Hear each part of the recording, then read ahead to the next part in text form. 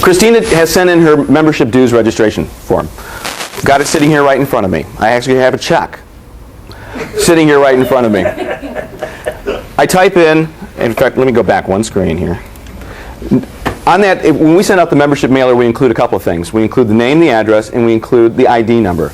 So there's a couple of different ways you can enter in. You can enter in by last name, or if you've got an ID number, it's the quickest and the easiest way to go into the system because it's going to pull that one person. There happens to be just one Langlois in the Houston area, but if your name's Smith, there could potentially be 3 or 4 or whatever the case might be. Use your ID number off of the mailings that we do, or if you create mailings,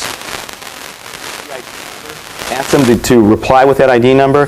It really expedites how you use the actual kit. So Christina, we've got her registration form. We bring her up. Yep, Christina Langlois. I can tell it's 1994, Houston, Texas. And we open up her record. First thing you see is home and business information. Well, one of the things that Christina did is she indicated that, you know what, her address was wrong. Is it? Well, good. It's wrong. It's my home registration wrong. Okay. Let's go back in. You can click Update Profile for the individual. What am I looking to fix? The street. Okay. It's 50. No, the whole thing's wrong. I don't know where it pulled it from. Look, I have a talking membership form. Go ahead. 6102 Winsome Lane, Winsome Lane, number 42, Texas 77457. That's what I updated. Okay. So you have your membership form. The first thing you do is you correct your address. We submit it, and it comes back up, 6102 Winsome Lane. Last updated on 2/8. And then we'll check it again next week to make sure that we got 6102 Winsome Lane. Rex? Great. We know that. Now that we've updated the information, we just work our way down. Today's date is the 8th? Yeah. Get your credit card. I'll make sure to pay the check. It's in the mail. How much is membership?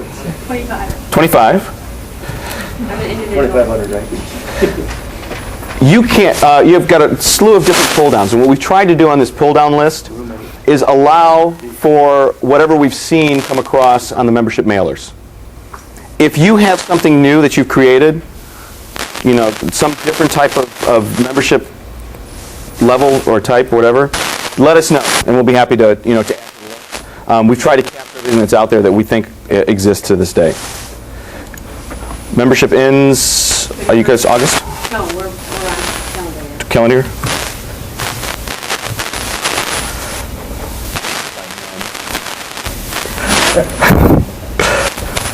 Make certain she pays.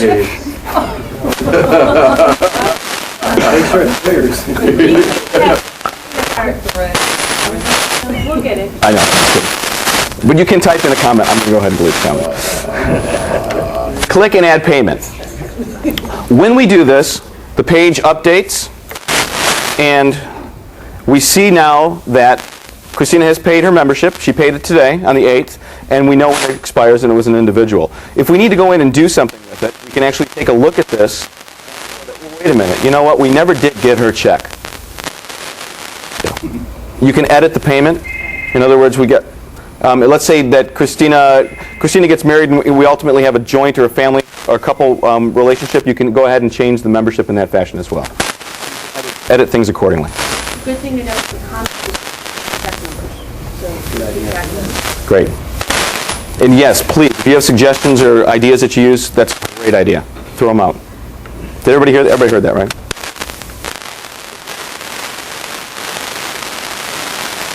Membership. Maybe. We have to manual. Your expiration date, you'll see later on that you can generate reports based on 2/31/2003 the database knows that it's expired. Do we have to go click? Right. It knows it expires because it pulls off of the date. So whatever your expiration date is, you could actually do a rolling expiration. So if you have let's say you have a 12-month membership registration process, not necessarily that you start and end on a certain day, but it's 12-month rolling. I pay for a 12-month period. You could have a whole bunch of different expiration dates in there, in theory. I probably wouldn't recommend it. It's a lot of management. A year or a good way to do it. And then the second one was the joint membership issue. And I don't even know if that would really be worth adding. We could, that's probably to take a look at. What Nicole's referring to is New York has, is it 4 clubs? Yeah. You guys share? 4 different clubs, and you pay the one main fee, and then is it 5 for the other clubs, or? It's all different. There's 2 clubs or 3 clubs. Yeah, there's different associations that you get. So you pay for one fee for the NU club, and then there are national clubs or other school clubs that exist, and you can join accordingly, and they're different fees. This is a great way to track this. Yeah. And what we need to do is, yes, in the type, we can take a look at trying to add different levels, not different levels, but different names, different connections, so you know what the connection is. The other way to do it too, though, is Christina is not only a member of the NU Club of Houston, but she also wants to be a member of the NU Club of Chicago. If we went into the Chicago club and I pulled up Christina's name, you could also see her information here as well for Chicago. So you'd see more than one payment type. Okay? Does that make sense here? I don't want to. At that point, I would exist in both people's queries. Mm-hmm. But how would she be tied to that? We'll tell you that. And that's something that we have to do. Yes? One basic question. Does each club get one ID and password, or depending on how many officers, and how do we go about doing that, I guess? Club liaison. Okay. Right to us, and we go ahead and update the system. We can go in and it takes and we have to manage it. We're not going to hand it to everybody. And we'll take a look at when that person leaves, because we don't want people into the database just to be in the database. We would prefer it to be a limited number. But if there's legitimately legitimately you could have your membership chair, you could have your activities and events chair and a scholarship chair, all with access, because they're going to be entering information. Rich? Your annual mailer Mm-hmm.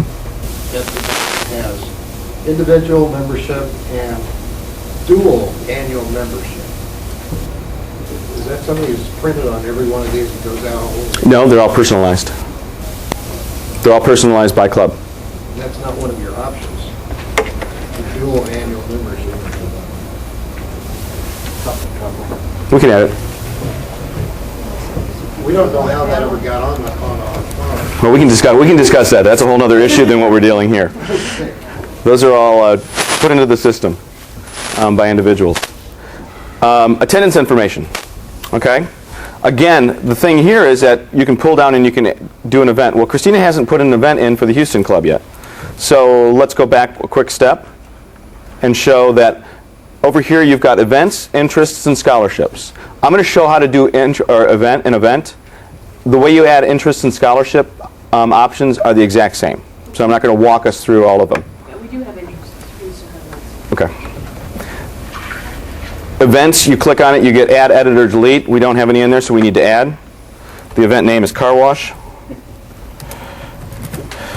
The date is 3/14/203. Start time is 9. Oops. Okay, I don't work well on a small keypad. Tab. Start time is 9 a.m. Featured speakers, none. Location, nearest hose outlet. Directions, turn right. This is just member costs. It's $5 per wash. Non-member costs. Don't need that. Option 25 for non-members.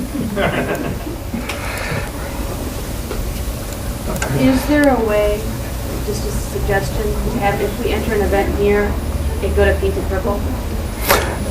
Do you guys know, are you all aware that we request, when you have an event, that you go to the club resources page and fill out the Planet Purple form? Are you all aware of that request? That then, if you go to the club's page, there's a club resources line. You click on that, and then you click on club forms, and you go to a Planet Purple. It's called an event submission form. You fill out that information. It's a manual. It comes back to our office, and then we plug it into your club's calendar. What the question is, what Christina just asked, is there a way to create an event here and have that tie into the Planet Purple calendar? The answer to that is no, because we're working off of two completely different systems. We discussed it to try to figure out a way. So one of the things that we're trying to do in the streamline process is eliminate duplication. Unfortunately, because we're literally in two different systems, it won't work at this point in time. So unfortunately, no. What are you doing when you add an event to an event? Do you think the person participated in this event? No, well, we didn't. Or are you saying that they will get a notice about this event, or what? No, this is, remember, we're now in the electronic toolkit. All this is data management. Right. Okay? We went to Christina because she's going to participate in this. We're in her record. She's going to participate in the car wash. The problem that we had was originally when we looked at her record and tried to do a car wash pull down, there were no events listed. Right.